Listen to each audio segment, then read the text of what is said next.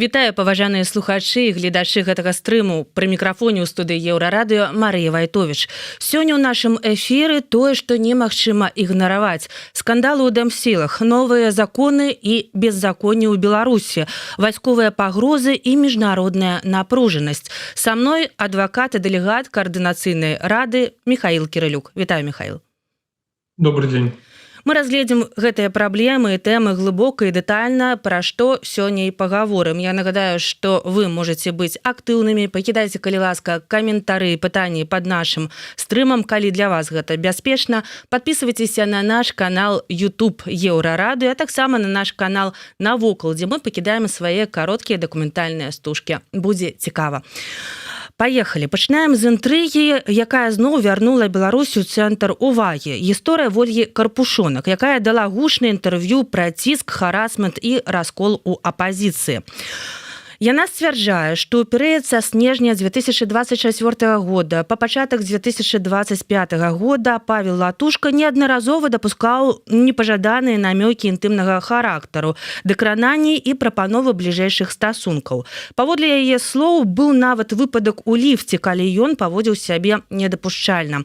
Пасля адмовы ён пачаў ціснуць, ужываючы службовае становішча, намякаў на магчымыя праблемы з дэпартацыяй, гаварыў, што можа паўплываць на яе статус. Карпушонак заяўляе, што атрымлівала пагрозы, мае частку перапіскі і аўдыёзапіс, але не ўсё публікуе, баючыся падробак і маніпуляцый. Я думаю, што вы таксама чыталі гэта інтэрв'ю, падрабязней яго можна пачытаць на Зеркале, на партале Зеркала. Вось, скажыце, калі ласка, што адразу бросаецца ў вочы? Якія моманты вось больш за ўсё чапляюць? Ці верыце вы, што ўсё гэтае было насам рэч і што прымушае напружыцца? Глядзіце, тут я зараз буду таких быццам бы на двух крэслах сядзець, спачатку як адвакат, а потым як сведка, таму што я ўсё ж таки працаваў з Павлом Латушка, да, згодна з грамадзянскім ці крымінальным працэсам адвакат не можа выступаць сведкай, сведка не можа выступаць адвакатам, але ж мы не ў зале суда, і безумоўна я павінен заявіць, што да, у мяне ёсць нейкі, можа быць, там когнітыўны біяс, нейкае там скажэнне маіх там, ведаеце, асабістых пазітыўных ці негатыўных адносін да спадара Паўла, але ж і да гаспадарні Вольгі таксама, я і з ёй працаваў, з ёй камунікаваў. Вось, дарэчы, на той сустрэчы, дзе яна прыйшла на нараду фракцыі Координацыйнай рады, пра што ўжо было вядома, мяне вельмі здзівілі яе паводзіны, тому што я раней з ёй размаўляў, мы сустракаліся фізічна, там перапісваліся, так, нейкія размовы былі, ну, працоўныя размовы, не больш, не менш. І што я магу сказаць, тут я тут ўсё ж таки больш не як адвакат, а як чалавек знаёмы з Вольгай, што яна, на мой погляд, паводзіла сябе ненатуральна. Больш за таго, яна паводзіла сябе ненатуральна не толькі на мой погляд, а на погляд яе там бліжэйшай паплечніцы і главы фракцыі Тацяны Мартынавай, якая там у канцы сустрэчы проста подвысила голос на ўсіх нас і сказала, як вы смееце задаваць пытанні дзяўчыне, вы што, не бачыце, што яна пад ціскам знаходзіцца, яна ў закладніках, там побач з ёй нейкія людзі. І ведаеце, што мяне напружвала то, што Ольга, яна за гэты сустрэчу некалькі разоў розныя людзі задавалі пытанні: Ольга, ці аказваецца на вас ціск? Ольга, ці там вы, нам здаецца, вы удзельнічаеце ў нейкай спецаперацыі КДБ. Яна быццам бы ні разу наўпроста не сказала нет на гэта. І калі я і запытаўся, ці яна разумее, што вось тое, што яна падала іск у две юрысдыкцыі, у Польшу і ў Іспанію, што гэта будзе падставай для таго, каб ёй адмовілі ў абодвух ісках, таму што ў Іспаніі адмовяць, таму што гэта не справа паліцыі Іспаніі расследаваць тое, што адбылося на тэрыторыі Польшы. Відавочна, быццам бы як адвакату павінна быць у Польшчы адмовіць, таму што яна, як яна кажа, што для мяне ЕС небяспечная краіна, бо там жыве Латушка, і я боюсь уезжать у ЕС, тому я уехала нават на інший континент. Ну, па-першае, уражвае маштаб уплыву пана Латушка, да, які быццам бы ад яго людзі нават на другі кантынент уцякаюць. Страшно падумаць.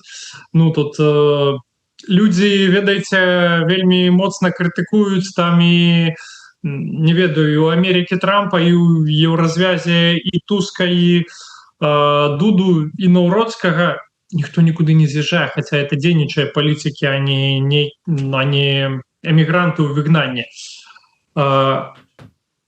Але я кажу, вы не приедете в Польшу. Вось вы кажете, что тут вам небяспечна. Дык вам и тут адмовяць, тому что калі гэта сексуальны гвалт вы сцвярджаеце, калі гэта такая катэгорыя злачынцаў, ну не будзе расследаваць паліцыя такую катэгорыю злачынцаў, калі вас няма, калі вы не з'явіліся ў суд, не даеце паказанні. Як паліцыя можа без вас гэта расследаваць?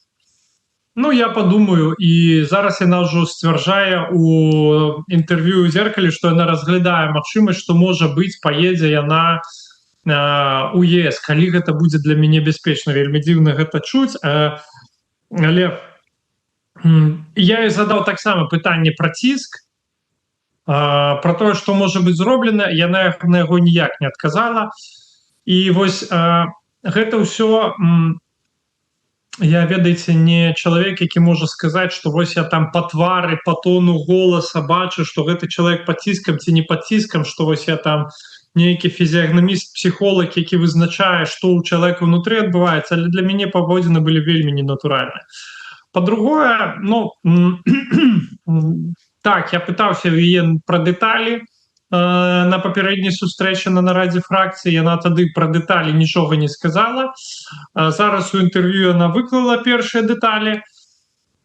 Вельмі дзіўна таксама для мяне выглядае, быццам бы яе фізічна намагаліся, пасля гэтага яна была ў офісе НАУ, яна размаўляла са мной, яна не сказала нікаму аб гэтым. Таксама дзіўна, што яна кажа, што быццам бы у Латушкі ёсць нейкія рамантычныя зносіны з кімсьці са калег жаночага полу, хто працуе ў НАУ, былі з адной, а зараз з другой. Ну, зноў-такі, я не экстрасэнс.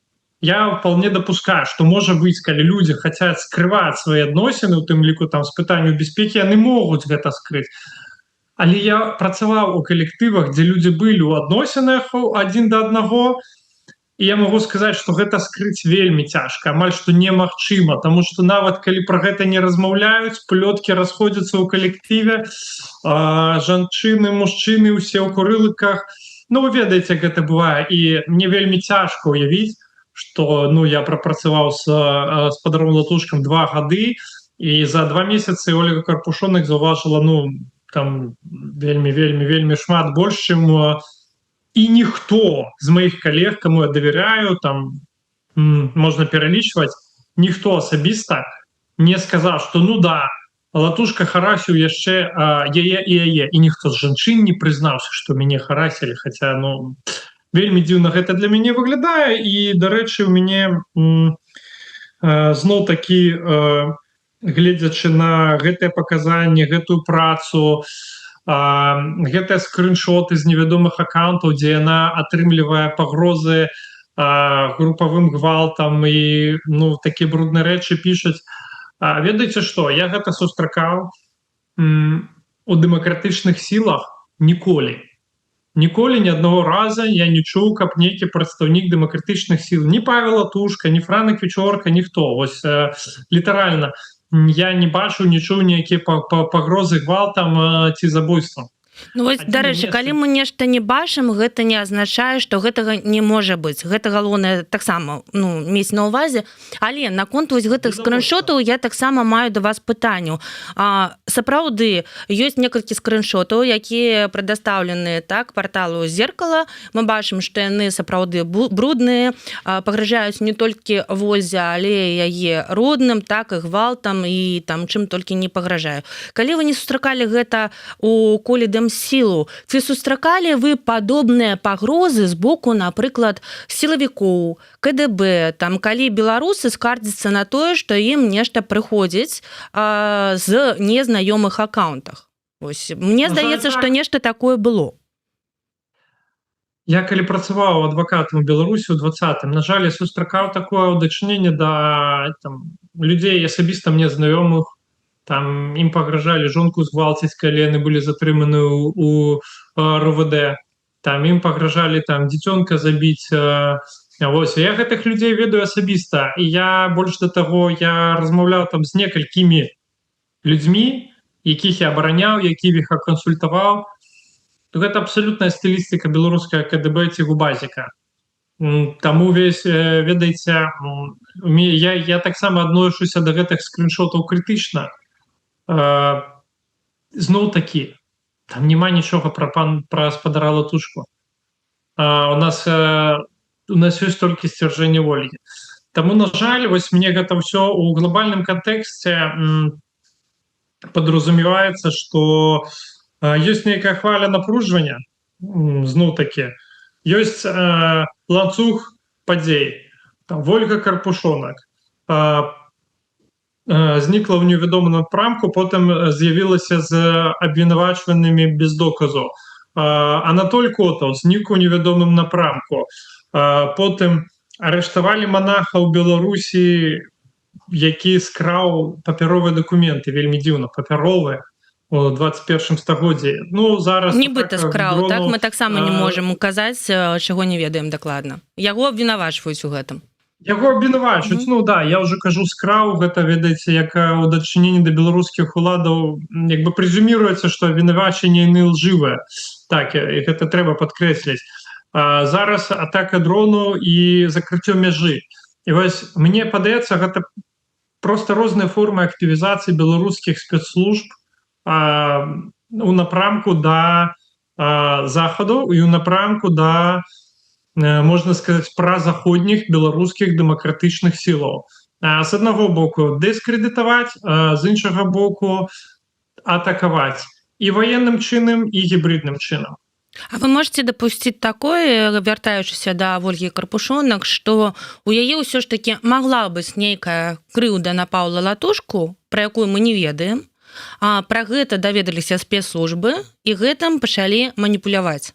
Пачаліся гэтыя паведамленні, пачалося вось такое, то бок такое, каб чалавека падагрэць на гэтую гісторыю, каб чалавек пасля сапраўды даваў такі інтэрв'ю і быў упэўнены ў тым, што ўсё гэта адбывалася. Ці не, ці вы лічыце, што сітуацыя іншая? Гэта магчыма камбінацыя пагроз, прапаноў грошай, прапанова помствы. Я за час працы ў дэмсілах там за апошнія 5 год я сутыкаўся. Ёсць частка расчараваных людзей, якія расчараваны менеджментам, расчараваны тым, што мы не атрымалі хуткую перамогу, расчараваны тым, што не хапае сродкаў, грошай, утрымліваць усіх. Ну, вядома, Ольга таксама мела права быць расчарованай, таму што там ёй, напрыклад, не прапанавалі працу за грошы і прапанавалі толькі валанцёрства. Безумоўна, ёй, будучы беларускім адвакатам з ліцэнзіяй, з ёй кваліфікацыя, гэта прыкра можа быць. Можам уявіць сабе, колькі тут у Польшчы праўнікаў беларускіх не знайшлі сябе. Я зараз не працую як праўнік, я працую ў фінансах, у мяне ёсць там, ну, і другая адукацыя, але ну, не ўсе так могуць. Я сутыкаюся з такім, але гэта, ведаеце, што можа быць як тлумачэнне, але гэта не можа быць ні ў коім разе маральным апраўданнем паклёпа, таму што паклёп сам па сабе, калі ты абвінавачваеш чалавека ў крымінальным злачынстве, і робіш гэта наўмысна і робіш гэта фальсіфікуючы доказы, ну гэта крымінальнае злачынства само па сабе, гэта можа быць ад таго маленькага патрабавання, што запытаў спадар Латушка у якасці публічных абвяржэнняў, можа быць, ну і нават да турэмнага тэрміну даходзіць, бо інакш гэтая прэзумпцыя невіновнасці тады нічога не будзе каштаваць, калі ў яе не будзе абароны. Дзякую. Вольга Карпушонак адзначае, што вакол гісторыі ўзнік моцны грамадскі рэзананс, мы яго назіраем сёння. Некаторыя ўжо называюць яе енкай рэжыму. Аднак яна настойвае, што робіць гэта не дзеля помсты, а каб падобныя выпадкі не паўтараліся. Дзе дакладна будзе жыць далей, яна пака не вырашыла, але ад палітычнай дзейнасці ў складзе каардынацыйнай рады адмаўляцца не збіраецца. Як такое ўвогуле магчыма сёння? Ну, яе ніхто не выключаў з каардынацыйнай рады. Координаційна рада проводить паседжанні онлайн. Я ще пакуль не быў на агульным паседжанні з удзелам Олі Карпушонак пасля заявы. Для мяне гэта трохі дзіўна, але я магу гэта растлумачыць тым, што калі яна сапраўды пад уплывам беларускіх спецслужб, ці пад ціскам, ці за грошы, ці пад пагрозай, на якіх заўгодна умовах, то у іх інтарэсах гэта як можна хутчэй разлагаць беларускія дэмакратычныя структуры і дыскрэдытаваць іх. І ў гэтым сэнсе яе прысутнасць на паседжаннях будзе карыснай. Таму што вось для мяне, калі чалавек піша ў Фейсбуку, напрыклад, калі мы ўявім, што яна абсалютна незавісімая, сапраўды незалежная, яе харасілі, яе не прапанавалі працы. Зараз яе абвіняюць у супрацы з рэжымам. Яна заявіла аб сваім недаверы там і каардынацыйнай радзе, і УПК, усім дэмсілам, там незалежным медыа. У мяне пытанне, навошта табе вяртацца туды? Вось там, дзе цябе харасяць, не веряць, там, дзе цябе абражаюць, быццам бы там працу не прапануюць. Не, я з вами не згодная. Не, чакайце, калі раптам такое ўсё ж таки адбывалася. Пачакайце, калі ласка, Михаил, так? Калі раптам такое ўсё ж таки адбываецца, так? І сапраўды яна незалежная, сапраўды яна мае прэтэнзіі актуальныя, так, для Паўла Латушко, ўсё, што яна кажа, было, ну, напрыклад, так, уявім, наадварот, чалавек, жанчына адстойвае свае правы. Чаму яна павінна выходзіць з нейкай арганізацыі ці структуры, так, ну, калі права яна, а не астатнія? Я бачу дыскрэдытацыю, бо для адстоення правоў, ну, трэба выкладваць адразу доказы ў агульны чат, напрыклад, там, этычнай камісіі і пісаць, вось, глядзіце, вось доказы, што мяне абрадзілі, выключыце дэлегата Паўла Латушку. Ну, гэтага не зроблена, тому што, я так разумею, доказаў няма. Ну, мне здзіўляе больш за ўсё якраз, што яна гэтага не робіць, і гэтая гісторыя ператварылася ў нейкі скандал і бясконцы серыял. Гэта вось па кроплі. Чаму адразу гэта не зрабіць? Маё пытанне. Усё. Ну, таму што гэтага няма. Нейкая гульня. Гэтага няма, таму што некалькі тыдняў ужо абяцалі раскрыць доказы, з доказаў толькі ананімныя скриншоты і сцвярджэнне самой Вольгі. У мяне, як управніка, які там удзельнічаў, ну, там у допытах сведкаў, там, то мяне больш бы выклікала даверу, калі б там з першага разу, нават калі, ну, я могу себе уявить ситуацию, когда человек, там, да, отбывается сексуальный харассмент, нема ни фото, ни видео, да, что ты можешь отдать как доказы, только мои слова. И вот когда человек одразу выходит и дает подробязности, это одразу выкликая, вот вы можете походиться со мной, там, у 10 разов больше доверия, чем когда он з'язджае, піша і кажа, мяне там харасілі, і потым гэта інфармацыю дзеліць на там 10 выпускаў, быццам бы для чаго? Для того, каб даць больш веры сваім словам? Не, можа быть, для того, каб больш прыцягнуць увагу да сітуацыі і дыскрэдытаваць чалавека тым, што яго ўзгадваюць. Мне гэта другая версія падаецца больш пераканаўшай. Вось вы ведаеце, я яшчэ хацела удакладніць, калі Вольга ўсё ж такі, з'яўляючыся там удзельніцай, так, і будучы ў складзе каардынацыйнай рады, яна з'яўляецца на нейкім паседжанні. Онлайн-сустрэча, сазвон, што заўгодна гэта можа быць, так. Давайце з іншага боку, наколькі гэта небяспечна, калі ўсё ж такі яна робіць увесь гэты скандал пад прыцэлам, не ведаю, беларускага КДБ, там, спецслужбаў. Небяспечна для іншых. Па-першае, паседжанні каардынацыйнай рады транслююцца онлайн. там і так усе людзі, якія кажуць на камеру, яны паказваюць сябе, як мы з вами, яны ўжо рызыкуюць. Да, КДБ і так можа іх паглядзець. І не патрэбна Оля Карпушонака паглядзець. Па-другое, у Коаардынацыйнай радзе там ёсць увесь спектр, там есть людзі, якія крытыкуюць паслядоўна Тыхановскую, есть людзі, которые крытыкуюць паслядоўна Латушка, есть людзі, которые там крытыкуюць усіх, напрыклад. І з'яўленне там яшчэ аднаго чалавека, які будзе крытыкаваць некага, ну, я б не сказаў, што гэта вельмі зменіць баланс у самой Коаардынацыйнай радзе, бо там ёсць нейкая большасць фракцыі Латушка і тых, хто далучыўся. І ёсць нейкая меншасць, якая прапановвае нейкую сваю альтэрнатыву. І вось, ну, гэты голас, ён проста матэматычна не будзе вырашальны, але, вядома, можна зрабіць, там, ведаеце, удары па рэпутацыі ідуць з іншага боку, не з выступаў Коаардынацыйнай рады. Ліст, які яна накіравала ў ПАСЕ, ён ударыць па ўсёй Коаардынацыйнай радзе, па ўсёй дэлегацыі Коаардынацыйнай рады. Вось такія рэчы яны, дарэчы, псуюць справу. І вось для мяне больш балюча, што гэта, калі б гэта была чыясьці кар'ера, ну, хай сабе, але я лічу, што ад эфектыўнасці працы дэмакратычных сіл залежыць у тым ліку тэрміны людзей, якія сядзяць зараз у Беларусі. Там, у тым ліку там мае знаёмыя, вашы знаёмыя. І вось для мяне абсалютна маральна, калі чалавек пачынае для нейкіх чынаў выкарыстоўваць гэта, умацоўваючы адміністрацыю Лукашенка, якая, будучы умацаванай, гатова іх пратрымаць невіноўных людзей яшчэ там 5, 10, 12 год. Зразумела. Яшчэ одно пытанне, і напэўна скончым на гэтай гісторыі сёння. Якія ёсць шансы на тое, што ўвогуле польская, іспанская пракуратуры сапраўды зарэгіструюць і разгледзяць гэтую справу яе? Вось, і якая доказная база, у прынцыпе, патрэбна ў такіх справах, і што можна лічыць доказам без аўдыо, там, скриншотаў?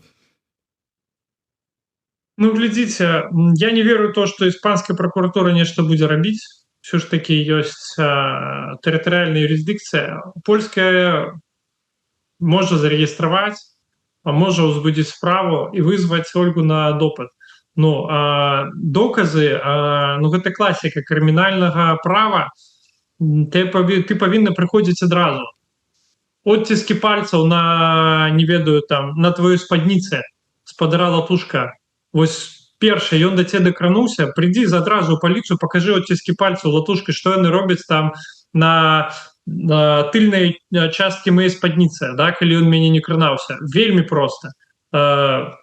Любы адвакат, ну, гэта нават не трэба адвакатам быць.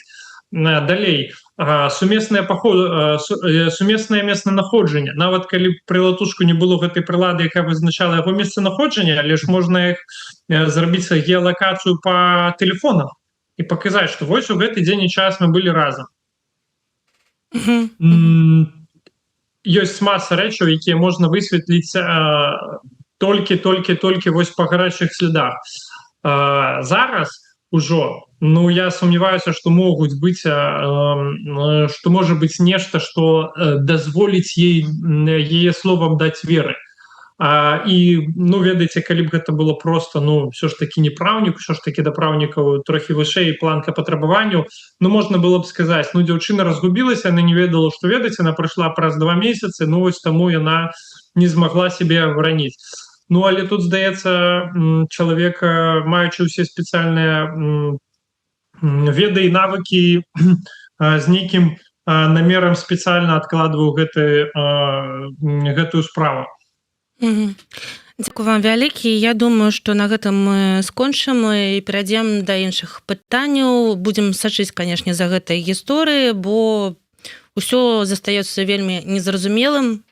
Спадзяюся, хутка мы нешта даведаемся, больш з'явіцца ці больш доказаў, ці з'явіцца нейкая інфармацыя наконт таго, кім з'яўляецца Ольга Карпушонак і што адбываецца ўвогуле. Пакуль нічога не зразумела.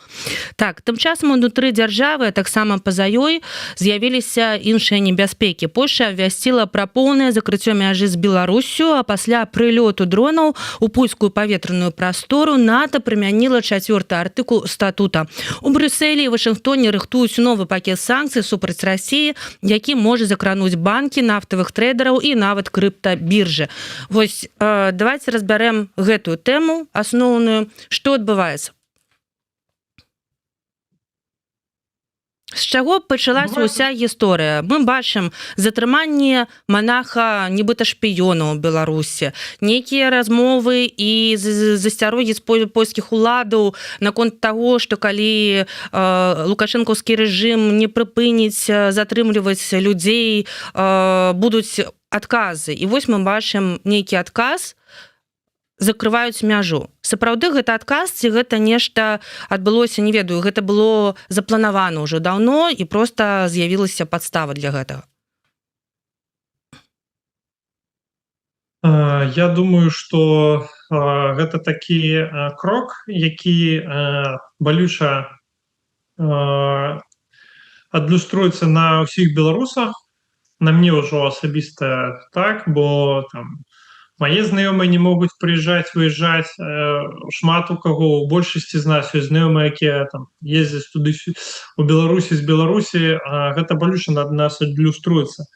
З майго пункту гледжання гэта крок трэба было рабіць яшчэ раней у дачыненні да грузаў, у дачыненні да гандлю. Гэта трэба было рабіць адразу пасля пачатка вайны.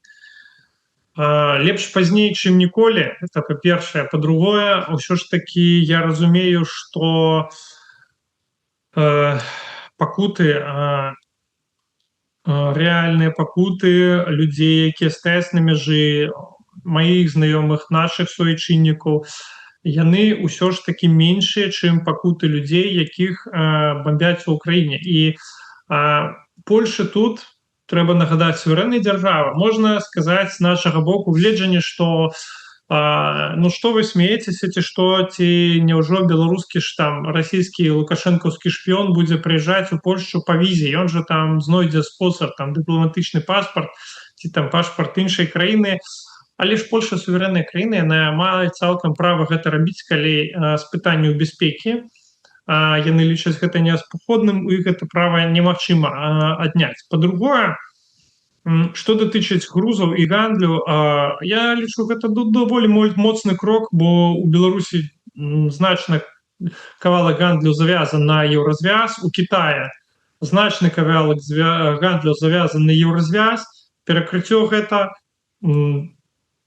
прымусіць рабіць нейкія крокі насустрач. З маёй перспектывы, чым больш ціску, тым лепш, таму што адміністрацыя Лукашэнкі і Пуціна, яна не разумее він-він, яна разумее толькі ціскі, пад гэтым ціскам на нешта згаджацца. Мяне, безумоўна, трохі расчаравала, на мой погляд, слабая рэакцыя Трампа як лідара НАТО, які напісаў, што не так з Расіяй, here we go, і на этом быццам бы ўсё. Але ж НАТО, я цалкам разумею таксама парадыгму краін НАТО, якія не хацяць эскалаваць гэта ў ваенным сэнсе, таму што гэта зроблена дамова для сумеснай бяспекі. І вось мы бачылі, што вось нейкія людзі пішуць, што дамова НАТО не працуе. Дамова НАТО ўжо спрацавала ноччу, калі Польшча выкарыстоўвала італьянскія, нямецкія, нідэрландскія самалёты, запраўшчыкі ПВО для таго, каб супрацьстаяць расійскім дронам. Яна ўжо спрацавала. І адказнасць за гэта ўжо адказнасць на гэта на Расіі. Тут з праўнага боку гледжання няма, ведаеце, разніцы, як людзі пішуць, што хтосьці піша, а яны выпадкова залетелі з Украіны, а яны выпадкова залетелі з Беларусі, а яны ўвогуле не хацелі туды летець. Но гэта просто Украіна збівае дроны і гэта праца іх ПВО. Гэта не істотна з праўнага боку гледжання, калі ты запускаеш баявую машыну ў паветра, у паветраную прастору іншай краіны, то гэта ўжо твоя адказнасць, што далей зробіцца з гэтай баявой машынай, ну, машыны для забойства масавага дрону. Таму гэта у любым выпадку, як бы яны не летелі, якая б не была траекторыя, адказнасць Расіі. І, на жаль, адказнасць у тым ліку Беларусі, якая пад кіраўніцтвам адміністрацыі Лукашенка першая. Ну, то, што яны казалі ў сваіх заявах, мы накіроўвалі Польшчы звесткі аб тым, як летелі дроны. Яны сапраўды маглі это рабіць. Чаму яны не збілі дроны? Па-першае, можна запытаць, яны ж збівалі іх раней, калі расійскія дроны леталі над Беларусю, збівалі, маглі збіць. Абавязаны былі збіць. Больш да таго скажу, ўсё ж такі гэта пытанне бяспекі не толькі палякаў, але і беларусаў. А калі б гэты дрон упаў бы на дом дзе-небудзь там на Гомельшчыне, на Магілёўшчыне, хто б за гэта адказваў? Лукашенка. Чаму не збіваць іх пры тым, як яны уваходзілі ў паветраную прастору Беларусі? Гэта абавязак беларускага войска, гэта абавязак беларускага ПВО, і ён не выкананы. І, дарэчы, вось як учора ў эфіры правільна заўважыў Александр Фрыдман, палітычны аглядальнік таксама, ён сказаў, што гэта павінна адбывацца ў любы час, нават калі ёсць напружанасць паміж там дзяржавамі, калі там яшчэ, таму што гэта тычыцца менавіта бяспекі нашай з вамі краіны. Асабліва у мяне да гэтага яшчэ вось момант, калі толькі была аб'ява, з'явілася аб'ява пра тое, што мяжу закрыюць. Польскія ўлады сказалі, так павярнулі, што магчыма, ну, можна было так падумаць, што гэта ўсё ж такі часова, калі там беларускі рэжым пойдзе насустрач, калі не будзе адчувацца небяспека, ну, нешта такое. Так, вось так было сказана, не дакладная цытата, але мы бачым, што адразу пасля гэтага заляцелі гэтыя дроны. Як пішуць палякі ў чатах, калі залятае адзін дрон, гэта можна падумаць, што адбылося выпадкова, але не 19 адразу. Вось. І зразумела, што мяжу хутчэй за ўсё закрыюць надоўга. Не ведаю, якія дыпламатычныя крокі сёння павінны быць, каб яе бац і адкрылі.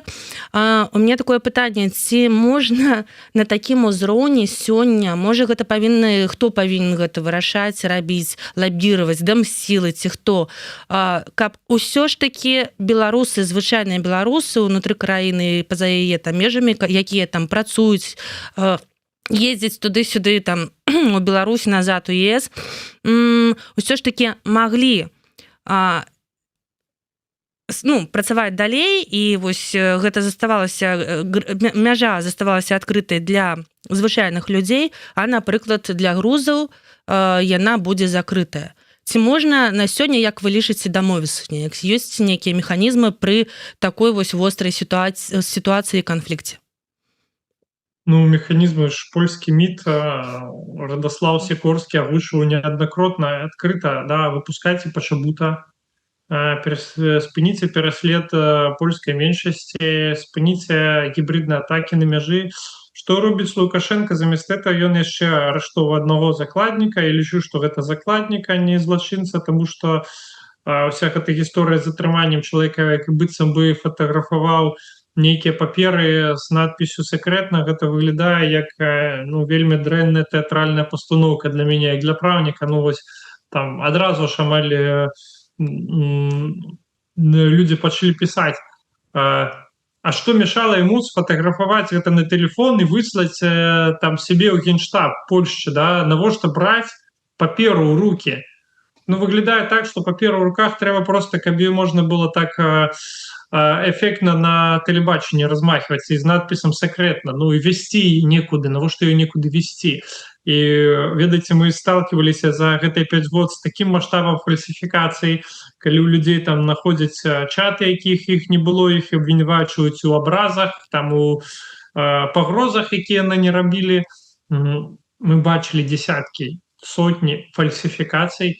Там, дзе іх не трэба рабіць, там, дзе чалавека рабілі ложныя сведкі паказанні, што ён дзесьці быў на спрацэста, што зусім не здзіўляе, што яны зробяць яшчэ одну фальсіфікацыю, каб павысіць стаўкі, каб узяць яшчэ аднаго закладніка. І таму глядзіце, вось беларускія дымсілы, на жаль, яны іх улада абмежаваная, я б сказаў бы, маральным аўтарытэтам і тым лагічным ланцугом, што Святлана Ціхановская выйграла выбары ў 2020 і яна тады была самай папулярнай палітыкай у Беларусі згодна з усімі адкрытымі дадзенымі. Яна не збірае падаткі, яна не валодае арміяй, яна не кіруе урадам, да, у яе няма падпарадкавання паліцыі. Вось параўнуем яе, напрыклад, з прэзідэнтам Францыі. Я магу сабе ўявіць, што, напрыклад, ёсць нейкія грамадзяне Францыі, якім цікава праз Польшу праехаць там у Беларусь, далей у Расію, і вось яны пачынаюць лабаваць: Францыя, дапамагі нам, нашым грамадзянам, ездзіць праз польскую мяжу, напрыклад, у Беларусь. Як можа Макрон паўплываць? Польша яму таксама скажа: вызвалі нам пачабута, а інакш не твоя справа, наша мяжа — гэта наша суверэнная дзяржава.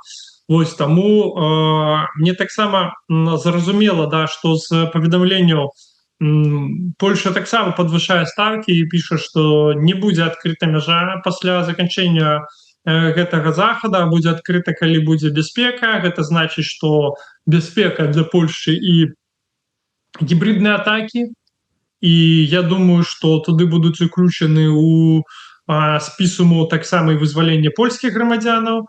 Вось, але у Лукашэнкі ёсць усе магчымасці гэта зрабіць. І вось, каб яго да гэтага падштурхнуць, можа быць, на наступнага пакета санкцый будзе дастаткова. Я не ведаю. Дзякуй. Скажыце, калі ласка, вось НАТО прымяніла 4-й артыкул статута па просьбе Польшы ў сувязі з атакай беспілотнікаў. Пра гэта паведаміў тэлеканал Полсат прэс-сакратар польскага ўрада Адам Шлапка. Ён дадаў, што кансультацыі ў рамках гэтай працэдуры ўжо прайшлі. Артыкул 4 статута НАТО, для тых, хто не ведае, прадугледжвае, што краіны чальцы альянсу могуць ініцыяваць кансультацыі, калі іх бяспека ці тэрытарыяльная цэласнасць знаходзіцца пад пагрозай. І што? Што будзе, што ад гэтага вось нам усім? Таго, што будуць гэтыя кансультацыі? Да чаго можа гэтая сітуацыя там з дронамі, з мяжой прывесці ў будучыні? Якія прагнозы? Мне здаецца, што гэта пытанне нагадвае быццам бы такое ўспрыяцце да мовы НАТО, як быццам бы ёсць войскі НАТО, якія з'яўляюць падпарадковвацца ад адзінага цэнтра, але ж гэта ўсё ж такі не ваенная дамова паміж дзяржавамі, але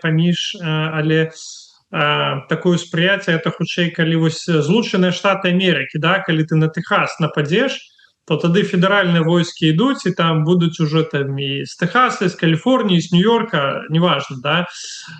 Дык вось, ўсё ж такі еўразвяз — это яшчэ не федэрацыя, не канфедэрацыя, это просто, НАТО — это дамова аб супрацы і аб дапамозе. Калі паглядзець той жа артыкул 5, там няма абавязка ваеннага ўдзела. Там ёсць абавязак аказаць дапамогу ў той памеры, у якой бок палічыць гэта для сябе магчымым.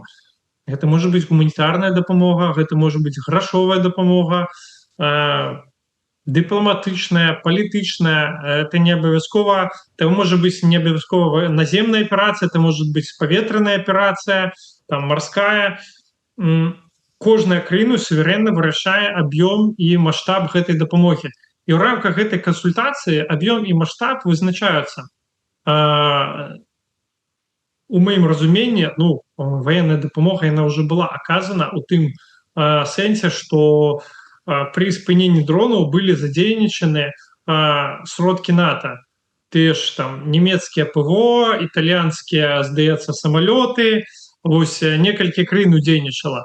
А зараз мы не бачым, што вось НАТО большасцю сваіх галасоў дастатковых да прыняцця рашэння вырашыла зрабіць там нейкі сіметрычны адказ, там вы там направіць дроны ў Расію, да, там, напрыклад. І гэта цалкам зразумела для іх, бо іх дамова накіравана на тое, каб рабіць жыццё ў Еўропе больш бяспечнай. І эскалацыя вайны у іх разуменні яно не прыводзіць да павелічэння гэтай бяспекі. Мы можам згаджацца гэтым, можам не згаджацца. З праўнага боку гледжання гэтая дамова яна напісана так, каб даць краінам магчымасць легальна дапамагчы у якім заўгодна аб'ёме ад мінімальнага да максімальнага, але яно не прывязвае, што вось калі там на нас нападзе полк, вы нам павінны даць мінімум 2 эскадрильі. Да, і як праўнік, я думаю, што такую умову увогуле нельга прадбачыць, увогуле нельга зрабіць такі механізм, бо гэта ідзе больш ужо тактычная палітыка, чым права. І ўсё ж такі, як мы бачым, само існаванне гэтага НАТО, яно ў нейкім сэнсе бароніць і Фінляндыю, бароніць і Швецыю, бароніць і Польшчу і Літву. І зараз вось гэты напад, ён быццам бы не пагражае тэрытарыяльнай цэласнасці Польшы, тут няма захопа тэрыторыі. Ён не пагражае, можна сказаць, існаванню Польшчы як дзяржавы. Мне здаецца, ён накіраваны больш на такое дыпламатычнае знішчэнне НАТО, і вось тое, што зараз ідзе шмат каментараў у сацыяльных сетках, это таксама часткі гібриднай вайны, дыскрэдытаваць НАТО, паказаць палякам, што НАТО вас не абароніць, вам не трэба служыць у войску польскім, да? Вас все предалі, разбегайтесь. Вось неяк так, пасеяць такую здраду, якая будзе дэмабілізаваць і дэмаралізаваць. І вось мне здаецца, што гэта атака і на больш не ваеннага такога, а гібриднага пад маскай ваеннага. Мне яшчэ пытанне, як лічыце? Я разумею, што вы не вайсковы эксперт, але ўсё ж такі, калі мы глядзім на ўсе гэтыя правакацыі з боку Расіі і правакацыю, у прынцыпе, з боку рэжыму Лукашэнкі, калі ён працягвае затрымліваць палякаў, людзей, там працягвае не адпускаць палітвязняў і гэтак далей. Ці магчыма узмацненне гэтага канфлікту, калі Польшча не будзе рэагаваць сілай, Еўрасаюз не будзе адказваць сілай? Ці можа так здарыцца, што гэтага трэша, вось які мы назіраем, так, з беспілотнікамі, там, з новымі затрыманнямі будзе яшчэ больш? Чаго дабіваецца Пуцін? Я думаю, што відавочна так і будзе, што калі адказ будзе недастатковы, калі санкцыі будуць занадта слабыя, то тады гэтыя правакацыі будуць працягвацца. Праблема ў тым, што Пуцін робіць тое, што чакае ад яго рускі народ. Вось гэта, на жаль, не толькі маё меркаванне, а меркаванне любога сацыялагічнае пытанне ў Расіі ўзяць, да? Большасць расіян за вайну. І большасць расіян, яна падтрымлівае гэту прапаганду варожасці, іх кратна больш, чым тых, хто паслядоўныя пацыфісты ці паслядоўныя антипуцінцы. І вось Пуцін робіць тое, што падабаецца яго электарату. Спачатку Крым, потым Донбас, зараз вось адбярэм пракладзем шлях у Кенігсберг, да? Шоу гэтае Салав'ёва 5-мінуткі ненавісці, там, дзе ён кажа, што мы можам дайсці да Берліна. Навошта даходзіць да Берліна? Таму спыненне тут можа быць, я лічу, толькі на мяжы фізічнай немагчымасці. Там, дзе будуць разумець, што далей, калі будзе крок, то будзе пагроза іх асабістаму жыццю, бяспекі, благасастаянню. Дзякуй вялікі. На жаль, час нашага эфіра скончыўся. Я зраблю анонс наступнага эфіра. Сёння мы таксама хацелі паразмаўляць вось пра такія тэмы. Тым часам рэжым працягвае закручваць гайкі ўнутры Беларусі. Новы закон аб камуналцы фактычна адраджае падатак на дармаедства, а сілавікі атрымліваюць права адключаць людзей ад інтэрнэту і мабільнай сувязі проста калі ім захочацца. Нагодай для абмежавання можа стаць крымінальная справа, праверка ці парушэнне абанентам правілаў карыстання. Як мы ведаем, усё, што загодна можа стаць нагодай. Пра ўсё гэта і не толькі мы паразмаўляем у наступны раз праз тыдзень. Я нагадаю, што сёння у нас у эфіры быў адвакат Михаил Кірылюк. Мы разглядалі самыя вострыя пытанні, вострыя тэмы, якія бударажаць сёння беларусаў і ўвесь свет. З вами была Марыя Вайтовіч. Заставайцеся з намі і дасылайце нам свае пытанні, тэмы, калі вы хочаце, каб мы юрыдычна іх разабралі. Можаце іх пакідаць проста пад эфірам ці даслаць нам на нашу почту Еўрарадыё. Дзякуй.